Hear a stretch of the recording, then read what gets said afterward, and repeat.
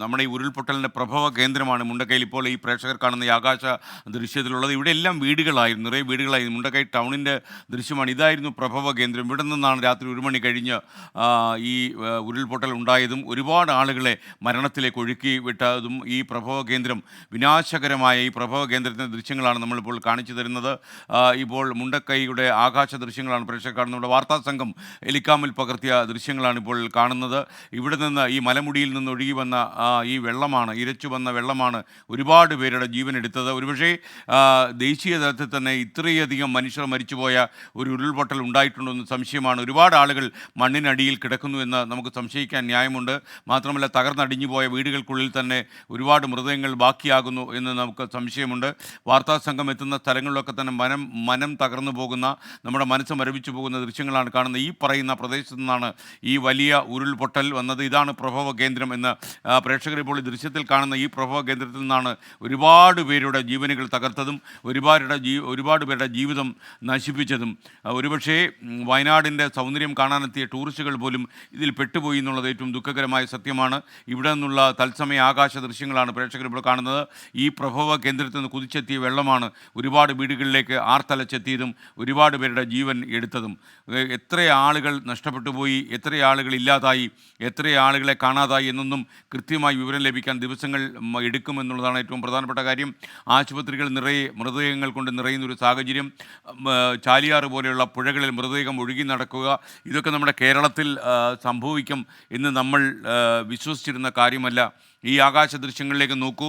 ഇവിടെയൊക്കെ മനുഷ്യരുണ്ടായിരുന്നു, ഇവിടെയൊക്കെ കെട്ടിടങ്ങളുണ്ടായിരുന്നു, ഇവിടെയൊക്കെ കടകളുണ്ടായിരുന്നു, ഇവിടെയൊക്കെ മൃഗങ്ങൾ ജീവിച്ചിരുന്നു. ഇതൊക്കെ ഇല്ലാതായി. ശ്രീകാന്തിലേക്ക് നമ്മൾ പോവുകയാണ്. ശ്രീകാന്ത്, ഈ മുണ്ടക്കൈയുടെ ഈ അപകടം നടന്ന സ്ഥലത്തേക്ക് എത്തുന്ന വാർത്താ സംഘത്തിലെ ആദ്യ മാധ്യമപ്രവർത്തകനായി ശ്രീകാന്ത് മാറുകയാണ്. ശ്രീകാന്ത്, നമ്മുടെ ഉള്ളിലേക്ക് എന്ന ദൃശ്യങ്ങളാണ് നമ്മൾ കാണുന്നത്. വിവരങ്ങൾ എന്തൊക്കെയാണ് ശ്രീകാന്ത് അവിടെ നിന്ന് കാണുമ്പോൾ പറയുന്നത്? ഇപ്പോഴും ഈ മരണത്തിന്റെ നീർച്ചാലുകളായി മാറിയ മുണ്ടക്കൈയിൽ ആർമിയുടെ നേതൃത്വത്തിൽ രക്ഷാപ്രവർത്തനം മുന്നോട്ട് പോയിക്കൊണ്ടിരിക്കുകയാണ്. ഇവിടെ ഒരു 2 നില വീട്ടിനുള്ളിൽ മൃതദേഹം ഇനിയുമുണ്ട് എന്നുള്ളതാണ് നമുക്ക് ലഭിക്കുന്ന വിവരം. അതിൽ നിന്നും ഒരു മൃതദേഹം ഇപ്പോൾ പുറത്തെടുത്തു. ഈ ദൃശ്യങ്ങളിൽ കാണുന്നത് ഒരു വീട്, ഒരു തകരഷീറ്റിട്ട വീട്.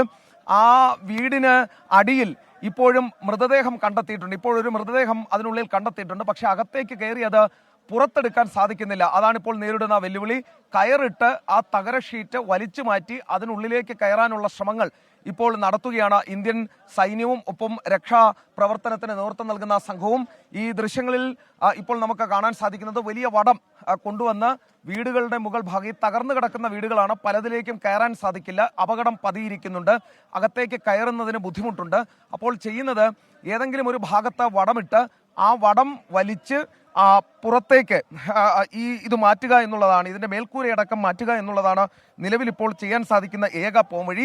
അതാണിപ്പോൾ സൈന്യവും രക്ഷാപ്രവർത്തകരും ഇവിടെ ചെയ്യുന്നത്. രാഹുൽ, ആ പ്രദേശത്ത് നിന്നും ദൃശ്യങ്ങൾ ഇപ്പോൾ കാണുന്നത് ആ ദൃശ്യങ്ങളാണ്.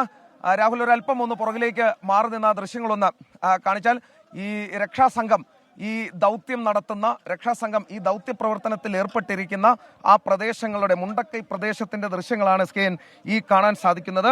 ഇനിയും ഒട്ടനേകം മൃതദേഹങ്ങൾ ഈ പ്രദേശത്തു നിന്നും കിട്ടാനുണ്ട്, ഈ ഭാഗത്തു നിന്നും കിട്ടാനുണ്ട് എന്നുള്ളതാണ് ഈ രക്ഷാദൗത്യത്തിനെത്തിയവർ പറയുന്നത്. രാവിലെ 6 മണിയോടുകൂടി എത്തിയ ആളുകൾ ഉണ്ട് ഇവിടെ. അവരുടെ നേതൃത്വത്തിൽ തെരച്ചിൽ നടക്കുന്നുണ്ട്. സൈന്യമെത്തി അവരും തെരച്ചിൽ നടത്തുന്നു. ഒരു പ്രധാന പ്രതിസന്ധി നേരിടുന്നത് സ്കേൻ ഈ കോൺക്രീറ്റുകൾ അടിച്ചുടച്ച് അകത്തേക്കെത്തി ഈ ആളുകളുണ്ടോ എന്ന് അന്വേഷിക്കുന്നതിന് അറിയുന്നതിനുള്ള ജാക്ക് ഹാമറുകൾ പോലെയുള്ള സാധനങ്ങളില്ല എന്നുള്ളതാണ്. അതൊരു വലിയ പ്രതിസന്ധിയാണ്. അത് ഒഴിച്ചാൽ പിന്നെ ഇവർക്ക് കുടിവെള്ളത്തിന്റെ ആവശ്യമുണ്ട്. നമ്മളിതെല്ലാം പറയുന്നത് ഇത് കുറ്റമോ കുറവോ ആയിട്ടല്ല. ഏതെങ്കിലും തരത്തിൽ അത് ഇവിടേക്ക് എത്തിക്കാൻ, ഈ ദൃശ്യങ്ങൾ കാണുന്നവർ, ഈ വാർത്ത കാണുന്നവർക്ക് അതിവിടേക്ക് എത്തിക്കാൻ കഴിയുമെങ്കിൽ കഴിയട്ടെ എന്നുള്ള രീതിയിലാണ് വലിയ ജാക്ക് ഹാമറുകൾ ഈ പ്രദേശത്തേക്ക് കൊണ്ടുവന്ന് കോൺക്രീറ്റ് പൊളിക്കാൻ കഴിയുന്ന ജാക്ക് ഹാമറുകൾ എത്തിക്കണമെന്ന് ഇവർ ആവശ്യപ്പെടുന്നുണ്ട്. അതോടൊപ്പം തന്നെ ഇവരാവശ്യപ്പെടുന്ന മറ്റൊരു കാര്യം, ഈ കുടിവെള്ളവും ചെറിയ ലഘുഭക്ഷണമോ അങ്ങനെ എന്തെങ്കിലുമാണ്.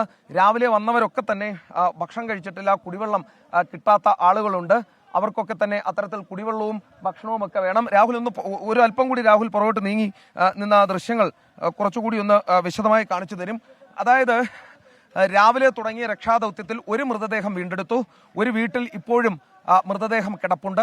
മറ്റൊരു വീട്ടിൽ മൃതദേഹം ഈ കോൺക്രീറ്റ് വീട്ടിൽ ഉള്ള മൃതദേഹങ്ങൾ 2 ഉണ്ട്, അത് എടുക്കാൻ കഴിയുന്നില്ല. മറ്റൊരു വീട്ടിൽ ഈ തകര ഷീറ്റിട്ട ഒരു വീടുണ്ട്, അവിടെ മൃതദേഹം കണ്ടെത്തിയിട്ടുണ്ട്, അത് എടുക്കാൻ ശ്രമം തുടരുന്നുണ്ട്. അത് എടുക്കാൻ കഴിഞ്ഞേക്കും എന്നാണ് നിലവിൽ പ്രതീക്ഷിക്കുന്നത്. കാരണം അത്ര വലിയ പ്രതിസന്ധി ആ ഭാഗത്തില്ല എന്നുള്ളതാണ്. വടം കെട്ടി വലിച്ചു മാറ്റി ഇപ്പോൾ അത് പുറത്തെത്തിക്കാനുള്ള ശ്രമം നടത്തുന്ന അതേ ദൃശ്യങ്ങൾ കാണൂ. SKN ഒത്തൊരുമിച്ച് ഒരുമയോടുകൂടി ഈ മണ്ണിനടിയിൽ ജീവന്റെ അംശം എന്തെങ്കിലും ഉണ്ടോ എന്നറിയുന്നതിന് വേണ്ടിയുള്ള പരിശ്രമമാണ് ഇപ്പോൾ നടന്നുകൊണ്ടിരിക്കുന്നത്. ആ പരിശ്രമമാണ് ദൃശ്യങ്ങളിൽ കാണുന്നത്. ഇനി ജീവനോടെയോ അല്ലാതെയോ ഈ താഴെ ചൂരൽമലയിൽ ഒട്ടനവധി ആളുകൾ ഉറ്റവരെ കാത്തിരിപ്പുണ്ട്. അവർക്കൊരു മറുപടി വേണം. ജീവനോടെയുണ്ടോ അതോ അവർ മരണപ്പെട്ടോ തുടങ്ങിയ ആശങ്ക, ആകാംക്ഷ അവർക്കെല്ലാവർക്കുമുണ്ട്. അവർക്കുള്ള മറുപടി ഇന്നേ ദിവസം കിട്ടേണ്ടതുണ്ട്. അതിനുള്ള രക്ഷാപ്രവർത്തനമാണ് സൈന്യവും സൈന്യത്തിനൊപ്പം തോളോട് തോൾ ചേർന്ന് ഈ സന്നദ്ധ സംഘടനകളും ഇപ്പോൾ ഈ പ്രദേശത്ത് നടത്തിക്കൊണ്ടിരിക്കുന്നത്. ഈ മുണ്ടക്കൈ, ഈ പ്രദേശം, ഞങ്ങൾ നിൽക്കുന്ന ഈ പ്രദേശം, ഈ മേഖല, ഇതായിരുന്നു SKN ഈ അപകടത്തിന്റെ ഏറ്റവും പ്രധാനപ്പെട്ട കേന്ദ്രം.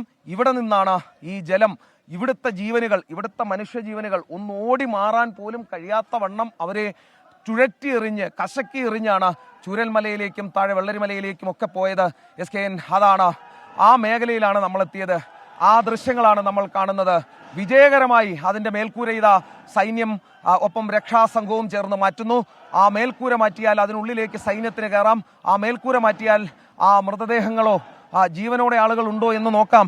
മൃതദേഹങ്ങൾ ഉണ്ടെങ്കിൽ അത് വീണ്ടെടുക്കാം. വളരെ ശ്രമകരമായ, ആയാസകരമായ പണി നടക്കുന്നുണ്ട്. SKN ഇവരെ എത്ര അഭിനന്ദിച്ചാലും എത്ര ആശംസിച്ചാലും മതിയാകില്ല. കാരണം സ്വന്തം ജോലികളടക്കം മാറ്റിവെച്ചാണ് ഈ രക്ഷാ ദൗത്യ സംഘം അടക്കമുള്ളവർ ഇവിടെ 2 ദിവസമായി SKN ക്യാമ്പ് ചെയ്യുന്നത്. അവരെ സംബന്ധിച്ചിടത്തോളം ഈ ടെറൈൻ വളരെ മോശം ടെറൈനാണ്. ഈ മേഖലയിൽ ഉരുൾപൊട്ടൽ സാധ്യത ഇപ്പോഴും നിലനിൽക്കുന്നുണ്ട്. അങ്ങനെ ഒട്ടനവധി പ്രശ്നങ്ങൾ, പ്രതിസന്ധികൾ നിൽക്കുമ്പോഴാണ് ഈ ആളുകൾ അതെല്ലാം മാറ്റിവെച്ച് ഭയാശങ്കകളില്ലാതെ ഇവിടെ ജോലി ചെയ്യുന്നതിന് വേണ്ടി എത്തിച്ചേർന്നത്, ഈ സേവന പ്രവർത്തനം നടത്തുന്നതിന് വേണ്ടി എത്തിച്ചേർന്നത്. NDRF ഉണ്ട്, ഫയർഫോഴ്സ് ഉണ്ട്, പോലീസുണ്ട്. എല്ലാവരും ഒറ്റക്കെട്ടായി നിൽക്കുന്നു എന്നുള്ളതാണ്. വയനാടിന് വേണ്ടി, ഈ ചൂരൽമലയ്ക്ക് വേണ്ടി, മുണ്ടക്കൈക്ക് വേണ്ടി, വെള്ളരിമലയ്ക്ക് വേണ്ടി നിൽക്കുന്നു എന്നുള്ളതാണ് SKN ഏറ്റവും ആശ്വാസകരമായ കാര്യം. രാഹുൽ, ആ ദൃശ്യങ്ങൾ കുറച്ചുകൂടി നമുക്കിപ്പോൾ അടുത്ത് നിന്ന് പകർത്താം എന്ന് തോന്നുന്നു. കാരണം SKN ഈ ദൃശ്യം പകർത്തുന്നതിനടക്കം ഇവിടെ ചില പ്രയാസങ്ങൾ നേരിടുന്നുണ്ട്. ഈ ദൗത്യ സ്ഥലത്ത് ഇറങ്ങി നിന്ന് ദൃശ്യം പകർത്തുമ്പോൾ നമുക്ക് ബുദ്ധിമുട്ട് നേരിടുന്നത് ഇവിടുത്തെ മുട്ടൊപ്പം എത്തുന്ന ചെളിയാണ്. ഒപ്പം തന്നെ ഈ ടെറൈൻ വളരെ മോശമാണ്. അപകടം എപ്പോൾ വേണമെങ്കിലും സംഭവിക്കാവുന്ന ടെറൈനാണ്. മഴ, അതിരൂക്ഷമായ മഴയുണ്ട്. രാഹുൽ ഒന്ന് തിരിച്ച് വരികയാണെങ്കിൽ ഉടമസ്ഥർ ഇവിടം വിട്ടുപോയതായിരിക്കാം. അല്ലെങ്കിൽ അവർക്ക് ഈ മണ്ണിനടിയിൽ ജീവൻ നഷ്ടപ്പെട്ട് കിടക്കുന്നവരായിരിക്കും. അവരുടെ വളർത്തുമൃഗങ്ങൾ അടക്കം ഇവിടെ കാണാം. SKN ഈ വളർത്തുമൃഗങ്ങൾ അടക്കം ഇവർക്ക് ഒരു പക്ഷേ ഭക്ഷണം കിട്ടിയിട്ടുണ്ടാകില്ല. ഈ 2 ദിവസമായി അവർക്ക് ഭക്ഷണമോ വെള്ളമോ ഒന്നും തന്നെ ഒരു പക്ഷേ കിട്ടിയിട്ടുണ്ടാകില്ല. ആ ഒരു അവസ്ഥയിൽ വളർത്തുമൃഗങ്ങളടക്കം ഇവിടെയുണ്ട്. ഈ കാണുന്ന ഈ മുകളിൽ നിന്നും SKN ഈ മുകളിൽ നിന്നുകൂടി കാണാം. രാഹുൽ, ആ ദൃശ്യങ്ങൾ ഒന്ന് കാണിച്ചു കൊടുക്കും രാഹുൽ. ഈ മുകളിൽ നിന്നുകൂടി SKN വെള്ളം കുത്തിയൊലിച്ച് വന്നു. അതായത് 2 വശത്തു നിന്നും ഉരുൾപൊട്ടൽ വെള്ളം കുത്തിയൊലിച്ച് വന്ന വീടുകളും ഈ സൈഡിലുണ്ടായിരുന്ന ആളുകളെയും അടക്കം എടുത്തുകൊണ്ടുപോയ ദൃശ്യങ്ങളാണ് SKN നമുക്കിവിടെ കാണാൻ സാധിക്കുന്നത്. ഈ ഭാഗത്തുണ്ടായിരുന്ന മരങ്ങളൊക്കെ തന്നെ, വലിയ മരങ്ങളൊക്കെ തന്നെ കടപുഴക്കണമെങ്കിൽ എത്രയധികം ശക്തി അതിനുണ്ടായിരുന്നു എന്നുകൂടി മനസ്സിലാക്കണം. SKN ഈ താഴെ ഈ ചൂരൽമലയിൽ ഇപ്പോഴും കാത്തു നിൽക്കുന്നു ആളുകൾ. ഉറ്റവരെവിടെ, ഉടയവരെവിടെ എന്നറിയാതെ അവർക്കുള്ള മറുപടി ഈ മുണ്ടക്കയിൽ നിന്നും ഇന്ന് കിട്ടേണ്ടതുണ്ട്.